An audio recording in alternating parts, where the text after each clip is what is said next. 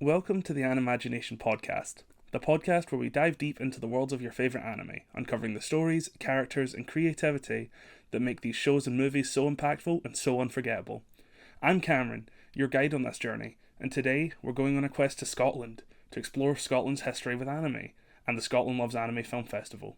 And later, we'll be joined by Jonathan Clements, who'll help us with our exploration. If you're an anime fan in the UK, you've probably heard of Scotland Loves Anime, the country's biggest anime festival, where some of the most exciting new movies get their first screenings outside of Japan. But anime's presence in Scotland goes way beyond just one festival, from early fandom communities to dedicated screenings and even Scotland's surprising ties to anime history. This is a country that has embraced the medium in some amazing ways.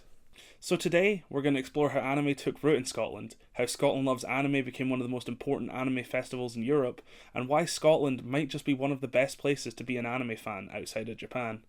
Let's get into it.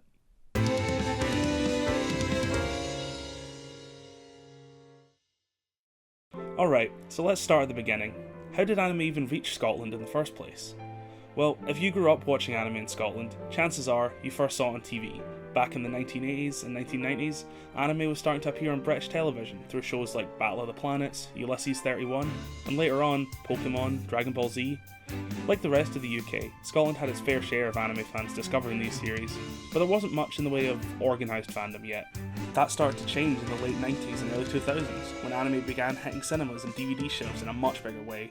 The Edinburgh International Film Festival was one of the first major UK festivals to showcase anime, screening films like Akira and Ghost in the Shell to audiences who had never seen anything like them before. At the same time, local fan communities were forming, with university anime clubs popping up in cities like Glasgow, Edinburgh and Aberdeen. By the mid-2000s, anime conventions like Okinawa and Glasgow, and later ScotCon, were bringing fans together in a way that hadn't really happened before in Scotland. It was around this time that something big happened, something that would change Scotland's anime scene forever. In 2010, a new festival launched that would put Scotland on the map for anime fans. Scotland Loves Anime. Founded by Andrew Partridge and his team at Anime Limited, this festival was designed to do something different.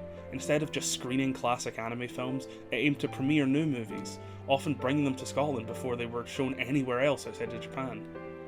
The first festivals took place in Edinburgh and Glasgow, with a lineup that included films like Redline and Summer Wars, and it quickly gained a reputation for its exclusive previews and special guests.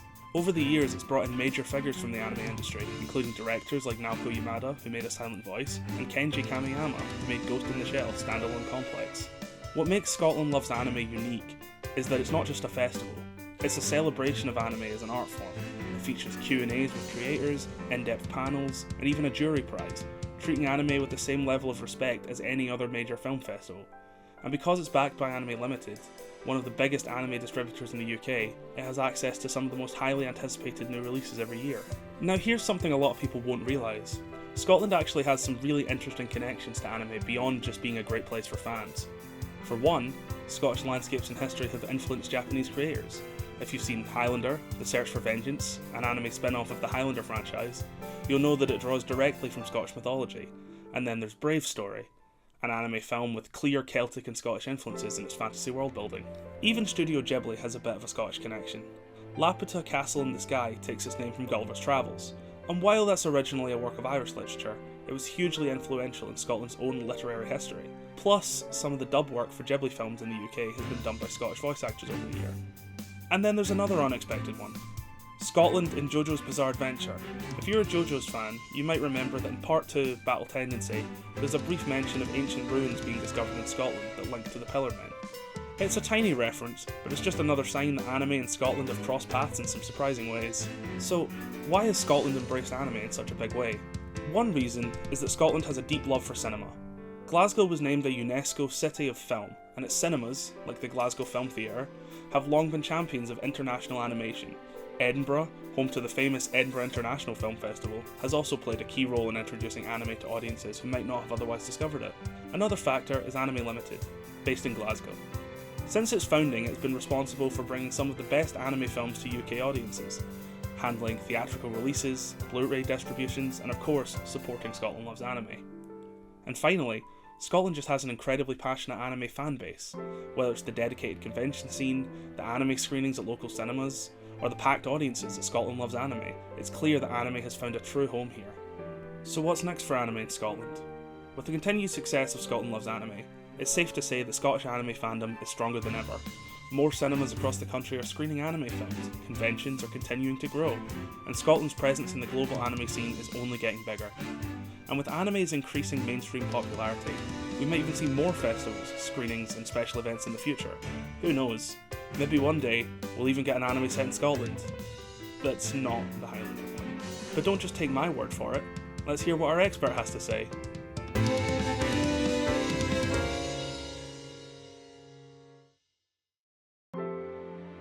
I'm just a fan, so I invited anime historian and chairman of the Scotland Loves Anime Film Festival, Jonathan Clements, to talk to me, and helpful as he is, he's agreed.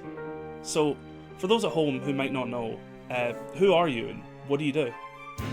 My name is Jonathan Clements. I wrote my doctorate on the history of the anime business, and up until this month, I have been correspondent for Neo magazine for the last 20 years. I've written the manga snapshot columns for them, and I'm also the festival jury chairman at Scotland Loves Anime, which I have been for the last 15 years, I think. Yeah, 15, maybe 16. I lose count. You've been in the sphere for a while now then, but when did you first get into anime? And what drew you to it? Well, I'm going to give you a very academic answer to that question, because I did not know what anime was when I first fell in love with it. I grew up in the hidden import era. I was born in 1971, so the anime that I saw were Marine Boy and Battle of the Planets and Ulysses 31, and they were just my favorite things on television. I had no idea that they were Japanese. So the specific identification of anime as something that you could like, coming from Japan, was something that didn't come until much, much later on, really, with the release of Akira, I think, in, when was that, 1988, 1989. The fact that this film was being shown to you as Japanese animation, it was being openly identified as such, was when I became a very prominent advocate for it. So you've been watching since you were a child, but to take you back there for a minute, if you remember, what were your initial thoughts on the films and the series that you were watching? It's very difficult for me to say, because it's so long ago. I think it was the story more than anything else. I think that the things that I really remember coming back to again and again, in particularly in Ulysses 31, particularly in Dog Canyon and Three Musket Hounds, were these very, very long and ongoing stories, and the adults of my acquaintance would want to watch them too, which, speaking as the father of a 2-year-old, is a very rare thing, because my daughter watches the most awful crap on television, and it's unbearable to be in the same room. But I do remember as a child that, my mum would come in and watch Marine Boy with me, and I don't think it was the novelty of there being moving pictures in the corner of the room. I think there was something about these shows that drew them to us. I lack the artistic ability to describe what it might be art-wise that, drags people in to watch anime. Those were the things that drew me in when I was unaware of what it was. When you kind of fast forward to the 1980s and people are watching anime because it's anime, that becomes very different, because for me the thing that drew me to Japanese animation was that it came from Japan. I was a Japan scholar before I was an anime scholar. And anime was just one of several strands of interests that there were in my studies of Japan. When I came back from Japan during my bachelor's, the anime magazines and the manga magazines had started up in Britain, so I started writing for them. If that hadn't happened, then despite the fact that I like Japanese animation, I might have ended up writing about something completely different. I could have been writing about the Japanese space program, or airports was one of my fascinations.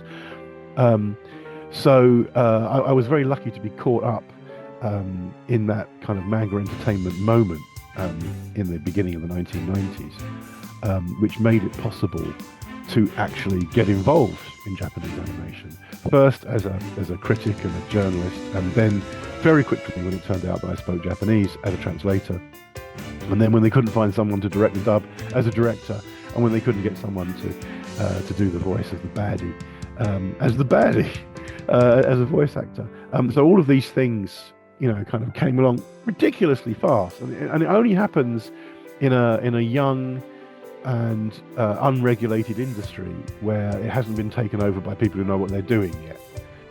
So, with your career being as it was and so much time spent around it, did watching and working with anime change your perspective on Western series? That's a difficult question to answer because I didn't know anime was anime when I decided I liked it. So it certainly changed my perspective on Western media because I was privileging anime above it from the very start. There was something I liked about it that I wasn't getting from the kiddie cartoons. There was a difference. Somehow there was a difference between the Space Sentinels, which was made by Americans, as far as I can remember, and Battle of the Planet, which was made by Japanese people. Even though everything was overlaid with English language voices. I think when you ask me about, are you asking about Western cartoons? Are you asking about Western media in general? Because certainly anime has skewed a large part of my viewing as a human being. It's my job to watch anime, so I've seen a hell of a lot of it. And it may have even made me a little bit more forgiving towards Western media. When we finished the Anime Encyclopedia around the turn of the century, I was so sick of anime. I thought, I'm not going to watch any Japanese cartoons. I'm going to enjoy myself and watch the stuff that everyone else watches. And I sort of saw a couple of films and got bored really quickly and started watching Japanese TV drama instead. And so within about 2 months of proclaiming I'd had enough, I was watching Japanese television drama, and I watched so much of it that I ended up writing a book about it. So I think that I'm not sure anime itself has changed my perspective on Western media, but my interest in Japanese and the sound of Japanese and seeing Japan certainly drags me towards Japanese media. So I think that Japan anime has come to dominate a lot of foreigners' assumptions about Japanese culture because it's a thing they really like. So, outside of your own opinion, just more broadly, what impact do you think anime has had on Western entertainment, or just entertainment in general? I think anime has certainly had an impact on Western entertainment. There is something that American media analysts call the Japanese singularity in American media, which was that Saturday morning cartoons, started off with anime kind of at the edges. Maybe Sailor Moon would be on really early in the morning, or they dumped some old cartoon there, but mainly it was American cartoons. And over the course of the early 2000s, more and more anime started to cram into the Saturday morning slot, and the rest of the cartoons, even the ones that weren't anime, strove to look like it. So you get these fake anime and these things that the Koreans have done that kind of look sort of anime, and you get American series that are pretending to be anime but aren't. And it reached a point, I think it was around 2010, where every cartoon on Saturday morning television in America, it was Japanese in some way. It was made by the Japanese for the Americans, or it was made by the Japanese and dubbed into American, or whatever. And so, and that's not just to do with anime. That's part of a general media trend in media in general. Because when in the 1990s you have the rise of the PlayStation and the Sega Mega Drive and the Nintendos, the various Nintendos. And so you have a generation that is growing up with the anime look and the anime style and sometimes even anime stories as part of their gaming entertainment as well as part of their media entertainment. And so these things are reinforcing each other. And then manga are being piled high and sold cheap in bookshops. And that is, another part of the media circle. So what the Japanese call a media mix, this closed circle of consumption where you fall in love with, I'm going to pick something at random for no reason, One Piece. And suddenly you decide that you want the One Piece manga and you want to watch the One Piece TV show, and you're going to put a One Piece flag on your wall. And suddenly One Piece has, in the words of Mark Steinberg, it's climbed out of the television. It's invaded your life. It's become part of your everyday life. So, to switch lanes for a minute, from the anime itself over to the anime fans, well, the question is, in your opinion, what is an anime fan? It's a very difficult question to answer because even in the early days, there was a difference between fan with a small f and fan with a capital F. Um, and It depends who you ask. The people who run conventions say that if you're mad enough about something to go to a convention, to actually devote, money to go to a hotel and get involved in something, you are involved in serious convention activity. That makes you a real fan. Equally, however, you can run into some stranger in the pub who says, "Oh yeah, I'm a great fan of that show," and what they mean is they've seen it once. And this has caused all kinds of problems statistically, where the Japan Times tries to do a survey about what the most popular anime show is, and they run into people who can only remember one show from their childhood and say that's their favourite, but that's not necessarily true, and they're not necessarily fans. I would say that these days, for someone to identify as a fan, they have to know what anime is, which is quite important. You can't say I love anime. I've really enjoyed. I'm trying to think of it. I really enjoyed Frozen, and go, well, that's not anime, is it? And they go, oh, isn't it? Oh, okay. Well, if someone says that, they're not an anime fan. They need to be They need to be able to identify that it comes from Japan. In terms of the corporate world, an anime fan is someone that you can expect to spend about 80 quid a month. They pass it in quite explicit terms. Like, we don't really care whether you love anime or hate it and buy it just so you can burn it in front of the church. What we want to know is, are you spending 80 quid? Is that, you're buying your Crunchyroll and you're buying your various streaming services and your Lucky Gonks and your merchandise and your manga spin-offs, and if you're spending that kind of money, then it takes you into a bracket where you probably read an anime magazine. I mean, I'm saying this to you now in November 2024, when the last anime magazine in Britain has been shut down. But in Japan, what they say is, if you're committed to that level of investment, personal and financial, then you're probably reading new type of magazine or anime. And if you're reading those magazines, we can advertise directly to you. We can target you, just the 110,000 people who read New Type. We can put an advert in New Type, and we can tell you everything you need to know about our new show. And so that kind of notion of there being a hardcore of fandom is what takes you from a small F to a big F, even in Japan. Does that help, or does that just make it worse? No, that does help. I mean, I've spoken to people who've called themselves anime fans, but you mentioned shows, even extremely popular ones, like Attack on Titan, and they look back at you like blankly, and it's like, I'm not trying to seem elitist, but maybe they're not really a fan. Oh, well, in that case, I've got more to say about that then, because fandom itself, splits into various different categories, often generationally. From an academic sense, I tend to divide it into the technology they use. Were they watching it on television? Were they buying it on video? Were they going to the cinema? Are they streaming it? And I remember very clearly in the quite early in the 2000s, it was maybe about 2005-ish, 2004. I was at an American convention with Mike Toole, who writes for Anime News Network. He was one of the volunteers at the convention, and he said, "I'm not doing this next year because the Pokemon generation will be old enough to drink." So, we see these generational changes, but there was a definite fear that the Pokemon crew were going to turn up and change completely what fandom was about. And of course, technology has changed that as well. It used to be you go to a convention to watch videos.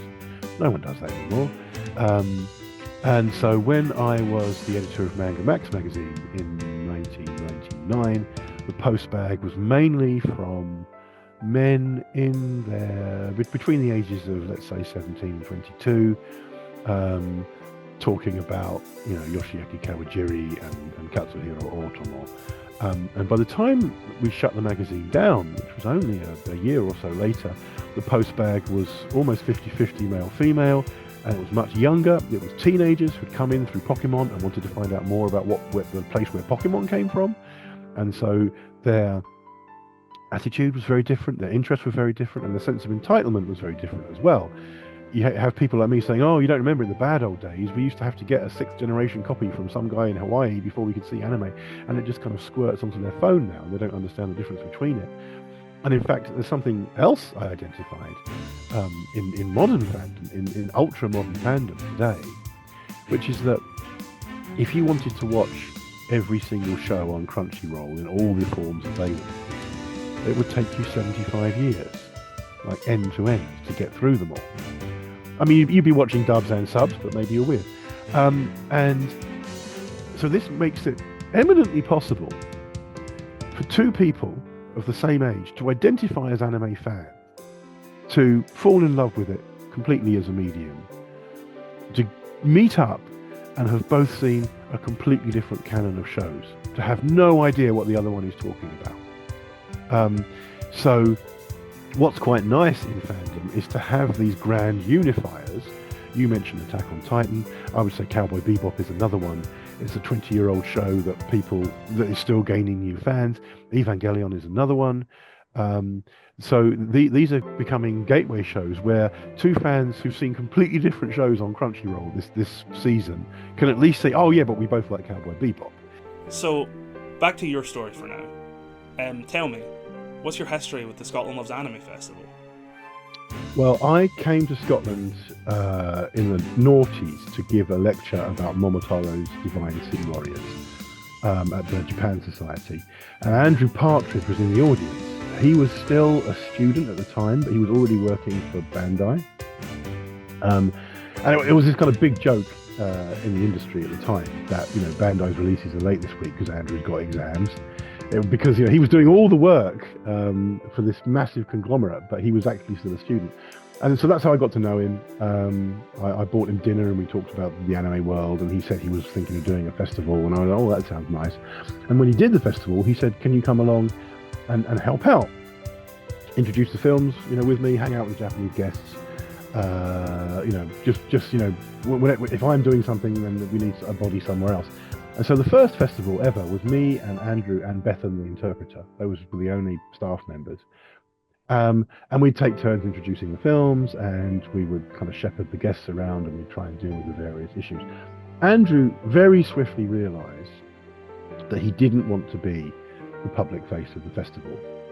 The last thing he wanted to do was be standing at the front of the cinema at the beginning of every film while people complained to him about the subtitles in the previous film. Also, there was a hell of a lot to do at a film festival behind the scenes. There's a ridiculous number of tasks, and there's never enough people, and there's always something going wrong that you can't predict. And he needed to be dealing with that.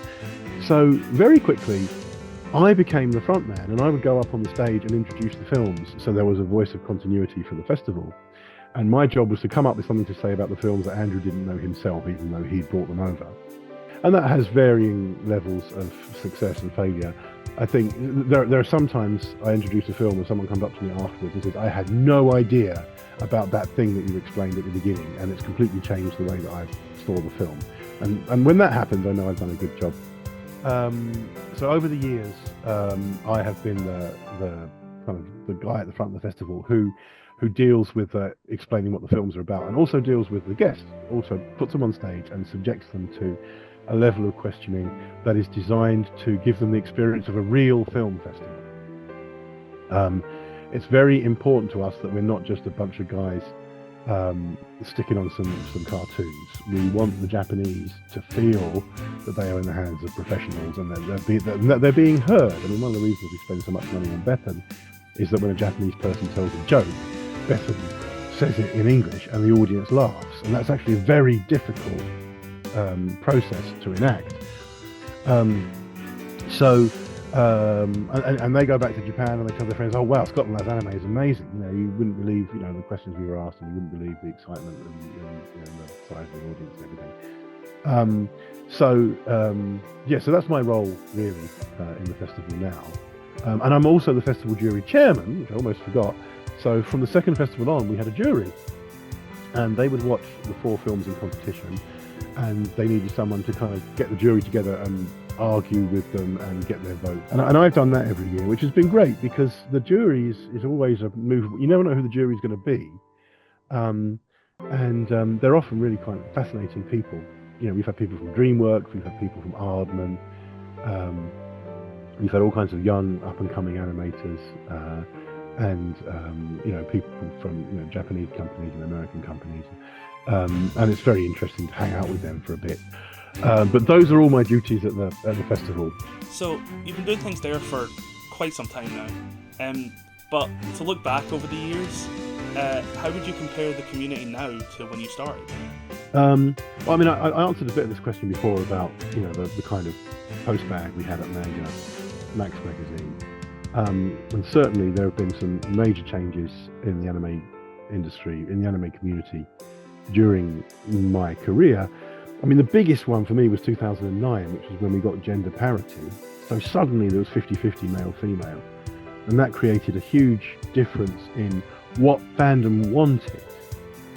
Fandom wanted to dress up now, and that wasn't something that was that big beforehand. These days, cosplay is often the only reason people go to conventions. I think that, I mean, our policy with the festival used to be that we hoped to have 30% walk-ins. So we knew that we'd have a hardcore that would show up and buy their season tickets and enjoy themselves. But we kind of hoped that there'd be a third of the theatre that was still empty, and that people with no idea what K-On was would come in and see it. And that's sort of fallen by the wayside now, because we're quite big, and we've taken over a lot of the cinema now with regular festival goers. I mean, I do recognise the festival goers. There are people whose faces I've seen year upon year, and they still come back. And there are so many of them now that we've actually filled up the cinema. So one of the things that we like about the Cameo is we can expand into other screens in the same venue, which we did this year with a couple of films, because we were too big for a single cinema. But what that's meant is that the number of bewildered members of the public has reduced. Another change has been the number of people who show up who have never seen anime in the cinema before. And this used to be quite a rare thing, and now it's so commonplace it's hardly worth mentioning. It's been in the last 10 years or so that we've realised that there are people whose experience of anime is solely through looking at it on their phone or looking at it on their laptop or maybe their television. And to actually see an anime feature in a cinema is for them an amazing experience. And sometimes even the sociability of the experience, seeing it in the presence of other people. And so that's weird, because when I talk about films are things I see at a cinema. But that's a very old-fashioned way of looking at things, and so people actually coming and experiencing cinema, real cinema, for the first time is a new thing. And the other thing I noticed this year, which is it could just be an anomaly, but I don't think it is the number of trans people is going up very fast. I mean, usually we had 2 or 3, but there were a dozen or so this year that I noticed. In various different stages of transition, and I think that was noticeable. It may not reflect anime fandom so much as access to transitions, but nevertheless, anime has always had a chunky gay following, but to actually have a noticeable trans following is something that I think is relatively new. No, I must admit I hadn't noticed that myself, but that's definitely interesting to see that increase. And hopefully over time the number of confused walk-ins rises again. I know when I first saw Akira in cinemas, it was an experience like that, and I think more people should have those, because it really is fascinating and fresh to see something totally new to you. But moving on before my story bores you to sleep, how would you describe the importance of local, or honestly even call it a national festival at this point, festivals in regard to anime's growth and widespread popularity? Scotland Loves Anime did have this kind of outreach program one year where we drove around relatively small towns in Scotland and showed some of the films. And we went to Bowness and some weird place I've never even heard of. And we ended up in Inverness. And we'd driven for 3 or 4 hours. There was a train strike that day. And it was a hot day in Inverness. And we were showing Patama Inverted. And I walked into the cinema to introduce the film, and there were 2 people there. And so I gave a speech to these 2. I addressed them by name because I knew everybody in the audience. and the speech was about what festivals are for. We had spent a large amount of money. Andrew didn't want me to say how much money was involved, but we'd spent a three-figure sum putting me and Ben and that film in that cinema that day. We might have had no effect on the audience in the cinema, because someone walking past the cinema had seen the poster and would subsequently rent the DVD and find out what the film was about because they liked the look of it but couldn't go that day. There are unspecified and unmensurate qualities to a festival that are very difficult to maintain, which is why so many of them are charity. Do the people of Inverness deserve to see Paterna inverted on the summer's day? Well, we've given them that opportunity, and that is part of a remit of a festival. And it's the same in Scotland. The deal with Scotland's anime, which has become very apparent this year, is but was always quite an obvious tactic in years before, was we wanted to make people from London go to Scotland to see a film. We wanted them to see how it felt when everything was happening in another country. Andrew's based in Glasgow. Edinburgh's a fantastic city. They share this kind of conjoined twin status in terms of being so close to each other. And by targeting Glasgow and Edinburgh, we can hit a huge percentage of the Scottish population. I don't know exactly what percentage of the Scottish population lives there, but it's got to be a fair old amount. And then every now and then we'd have little outlying screenings in Aberdeen or Inverness or something as well. This year we went to London. We had Scotland Loves Anime London, which is a stupid name for a film festival. But what everybody had to contend with was the fact that this is what Scotland's been having for the last 15 years, you bastards. We've brought this to London to show you what kind of thing we do. And I think it sort of dilutes the message a little bit, because people might say, as indeed some of our regulars did, well, if they're coming to London anyway, I won't go to Scotland this year. But what we'd managed to do with the festival was there were people on UKAnime.net and Anime UK News on the forums saying, I've booked an Airbnb, I'm going for the week, I'm going to see all the films, I'm going to see this incredible celebrity that I've been following for years, and I'll get a little holiday. Sometimes you don't know what kind of effect you have. It's very weird. Everyone goes to the film festival with a different attitude towards which films they'll see and what they're going to do and how they're going to enjoy themselves, and even what kind of anime fan they are. I hope that the role of this festival, and let's call it a local festival for Scotland, I hope that it makes the Scottish anime fans proud, that we have the biggest film festival for anime in the United Kingdom. That is such a fixture that the Japanese are fighting to come here, and you get people like Naoko Yamada saying, I've got to put something Scottish into my next film so that I get invited to Scotland Loves Anime. And we hope that there is some sort of outreach as well. But the Inverness experience demonstrated that sometimes it will just be two men and a dog, and the dog didn't pay to get in, and then you're sitting there thinking, well, what have we achieved something here? And sometimes your achievement is not visible because it'll be the boy walking past who saw the poster. Yeah, I think that's true. I mean, it's difficult to quantify something like that when any impact won't necessarily be visible. But on that note, on the effect that these festivals have, do you think that they give opportunities to films that might not otherwise see success? Absolutely. I think success is a very difficult thing to define. We live in a world now where it's relatively cheap to put a film on in a cinema. It used to be, when I was young, if you wanted to show a film in a cinema, you needed something the size of a filing cabinet. You needed a stack of reels that was about 4 foot high. And so you needed to ship it in a pickup truck. It was a big old thing. These days, films are often distributed on hard drives, or literally just squirted down the internet at the cinema and put on a server at the cinema. So the distribution costs have been greatly reduced, but you still have to convince the cinema that if they put on a show, they will get enough people coming through the door buying tickets and buying concessions, buying popcorn and Coke, to make it worth their while. And so when you release an anime now, you have this odd choice. Do we go national? Do we show it in 700 screens? Because that's still going to cost us a big chunk of money, and we've still got to advertise it, and we've still got to expect those 700 screens to have a bunch of people in them. Do we show it on one day? Do we show it in 20 screens? Do we show it in 10?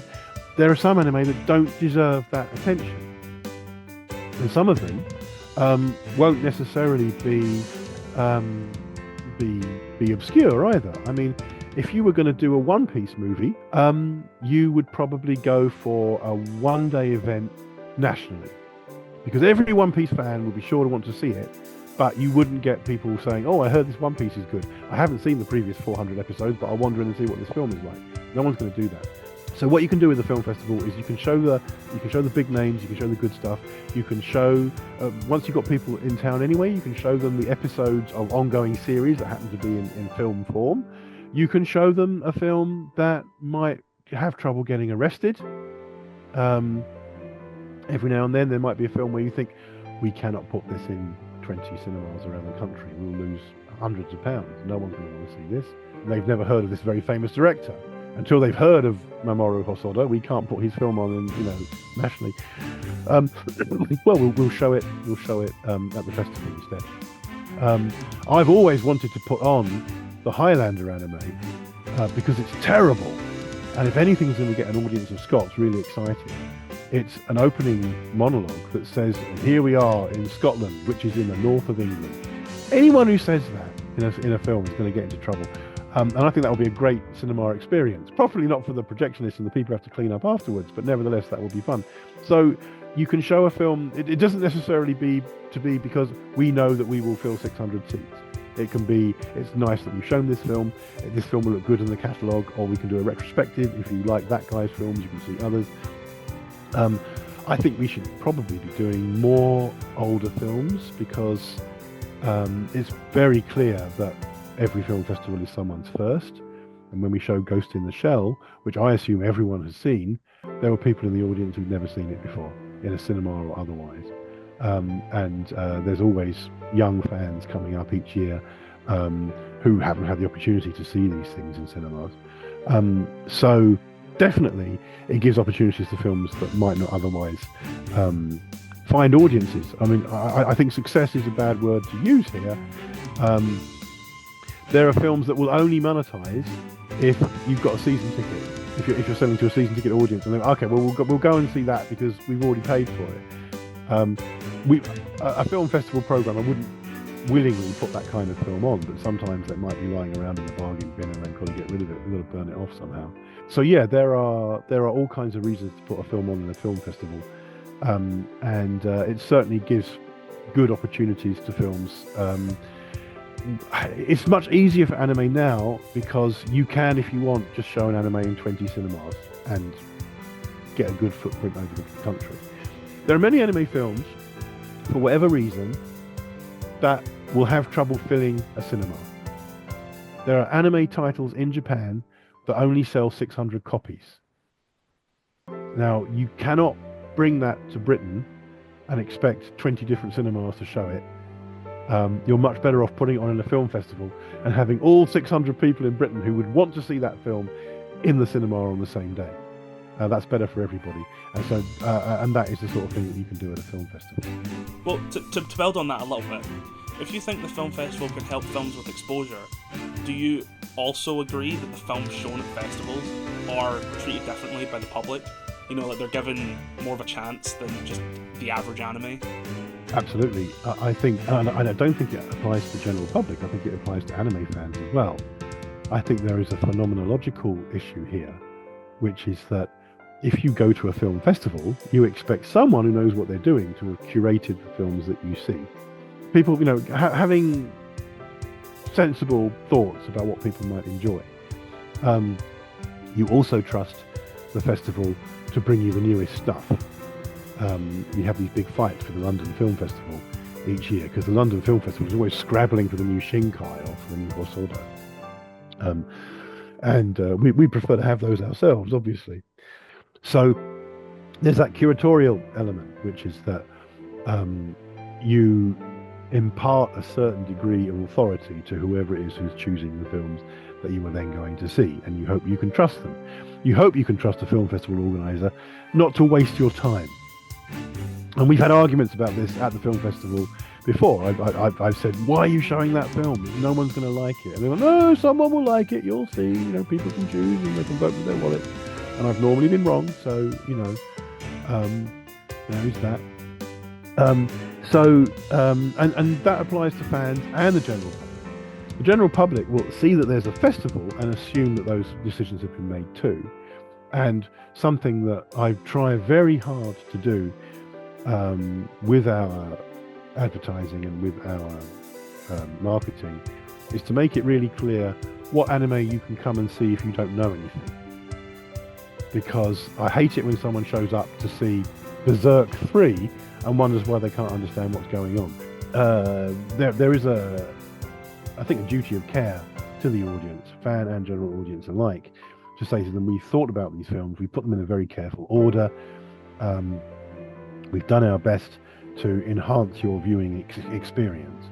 And I think what that means as well is people can be more forgiving as well.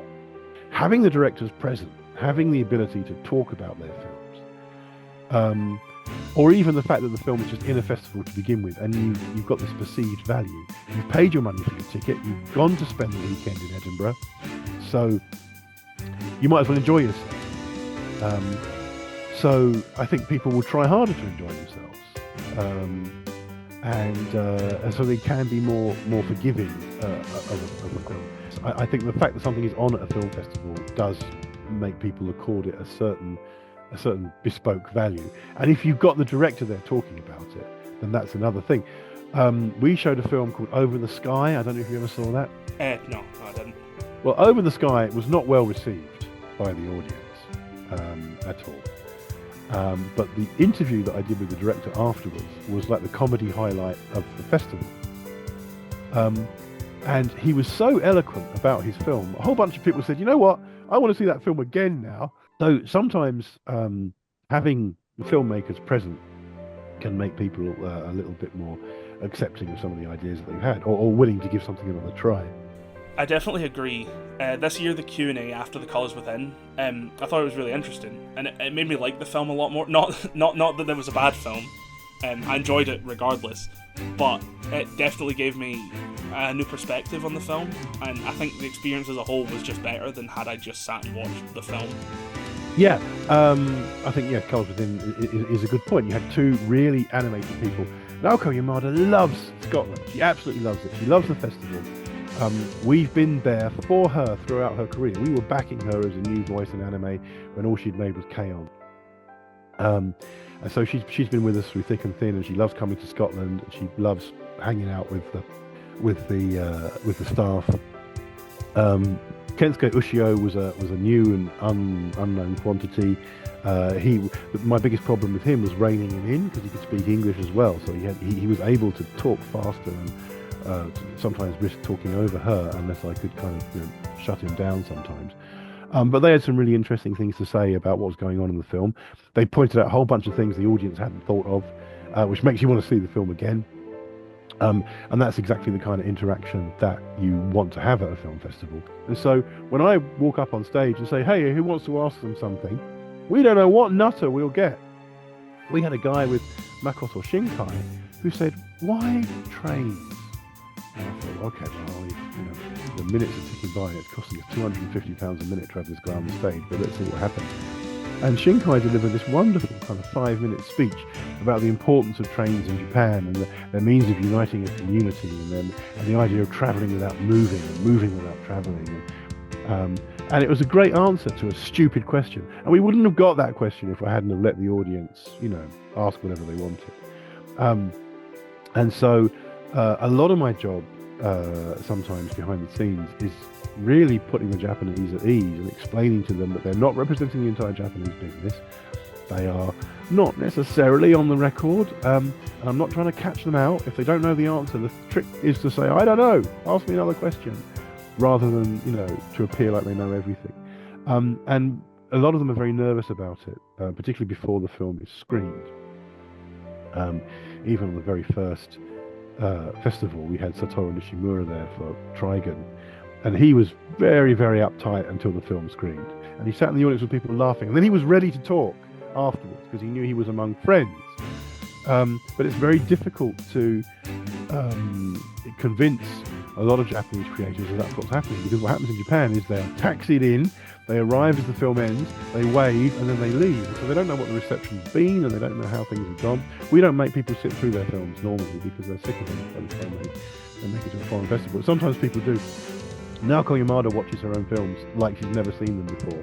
It's one of those weird qualities that she has, that she sits down and I was sitting next to her during A Silent Voice, and she started crying, in the middle of the film.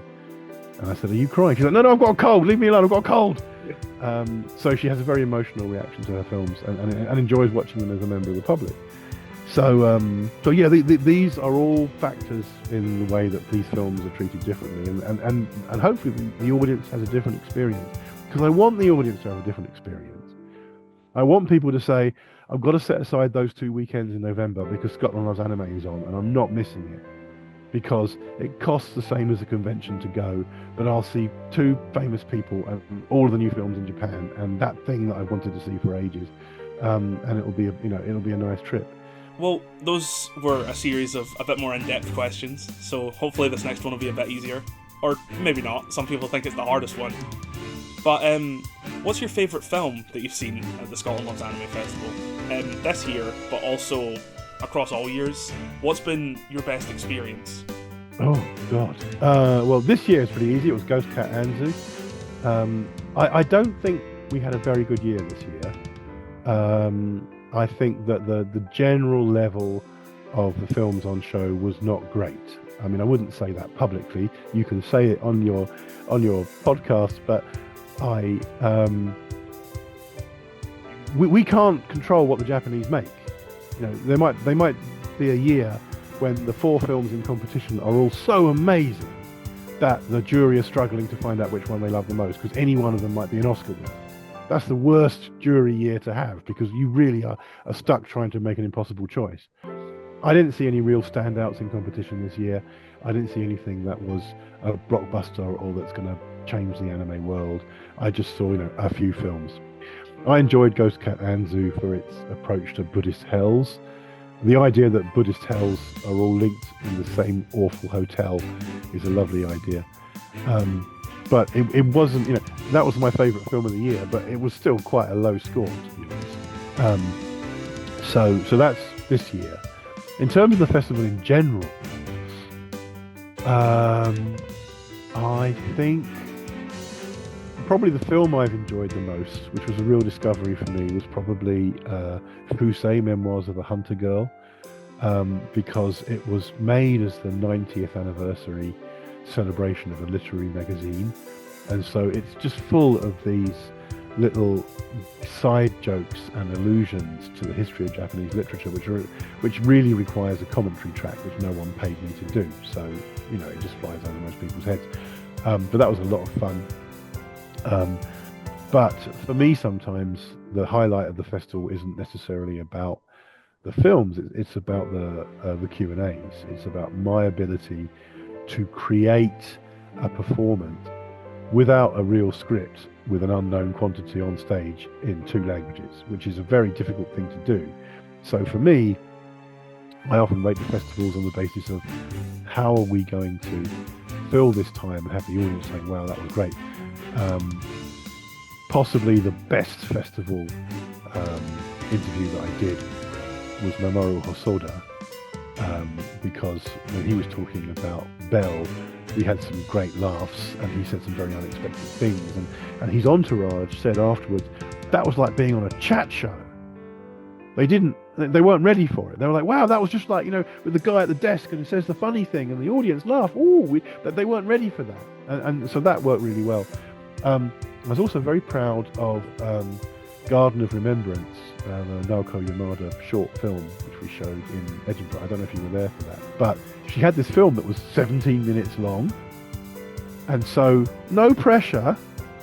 We've got to show this 17-minute film, and then I have to keep her talking for 70 minutes afterwards, so that people who paid for a feature-length ticket feel like they've got their money's worth. And that's a tall order, quite stressful. But luckily, we know her, she knows me, so we don't have to go through the usual nonsense about explaining to her how interviews work, which sometimes happens. And the audience were very engaged and excited, and we covered all kinds of interesting areas, and everyone laughed and had a good time. And the only mistake that we made was not showing the film again as people left, because a lot of people, having heard about the background of the film, wanted to see it again, and it was only 17 minutes long. How difficult can it be? So those are my kind of highlights, I think. I mean, it sounds like you've had a lot of good times in the past at the festival, but switching lanes from looking back to looking forward for our last question today, what do you think the future holds, both in terms of the Scotland Loves Anime Festival and just anime festivals in general? I think for Scotland Loves Anime, the question that we will be debating on Monday when we have our kind of wind-up meeting is, do we continue in London? I think they really want to continue in London. And I think that's going to dilute the value of the festival a little bit in Scottish terms. But we're not losing audience members by showing the films in London as well. We are gaining extra ones, so that's fine. By putting the festival on in London, it means we slightly expand. It means we have 3 Japanese guests instead of 2. So that's fine too. It's more work for me, which is great because I need the money. Something that we're coming to terms with since COVID is remote interviews.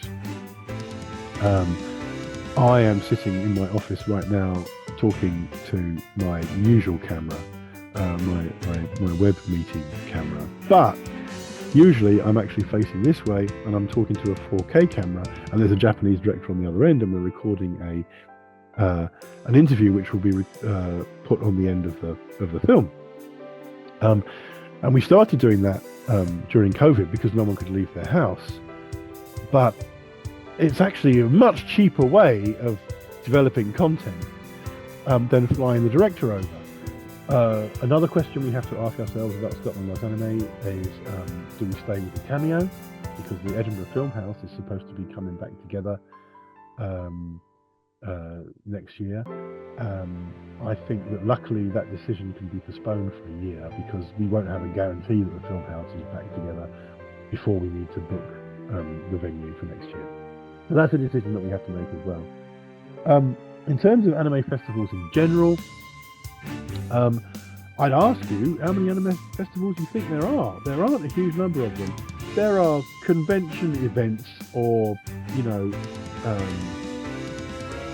sales events that might have some anime shown at them. And there are conventions that might have films at them. But what I like about Scotland Loves Anime is that it is an actual film festival devoted to anime. And that's incredibly rare.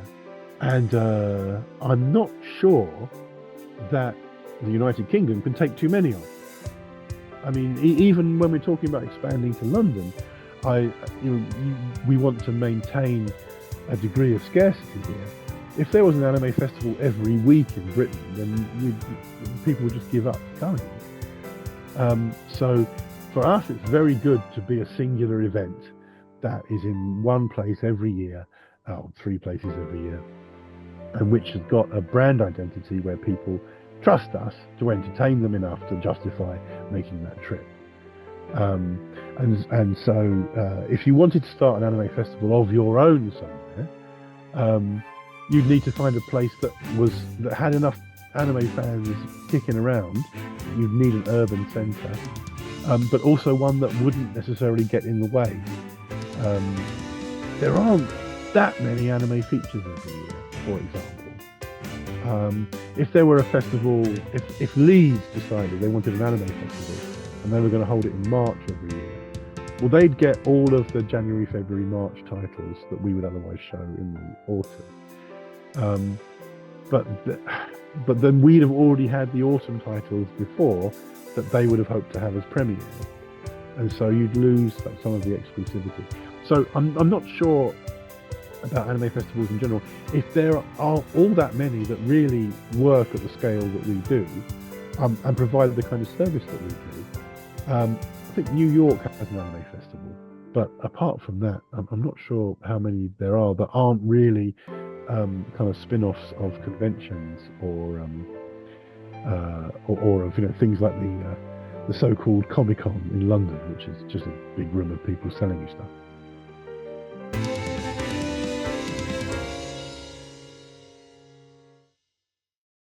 Alright, that's going to do it for today's episode of the Animagination podcast. Huge thanks to my guest, Jonathan Clements, for joining me and diving deep into the world of anime and the Scotland Loves Anime Festival. The amount of work, time and commitment that goes into a festival like this is something that you can talk about for hours and still barely scratch the surface. So, to all you listeners out there, whether you've never been to a festival before or you've had a season ticket for years, we'd love to know your favourite festival moments. Hit us up on our socials and let us know. Anyway, thanks for tuning in to the Animagination podcast. If you enjoyed the episode, don't forget to subscribe, leave a review and share it with your anime-loving friends.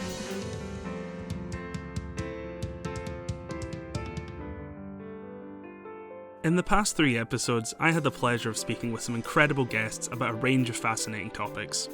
First, Matthew Crawford joined me for an in-depth discussion about One Piece, diving into its rich world building and what makes the series so enduring.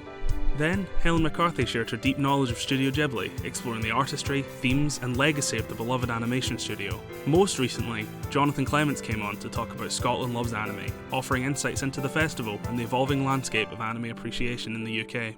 I hope to return later in the year with more episodes, continuing to explore anime, manga, and pop culture with exciting guests. There's still so much to discuss, from new releases to industry trends, and I can't wait to share more conversations with all of you. In the meantime though, thanks for listening, and I'll be back soon.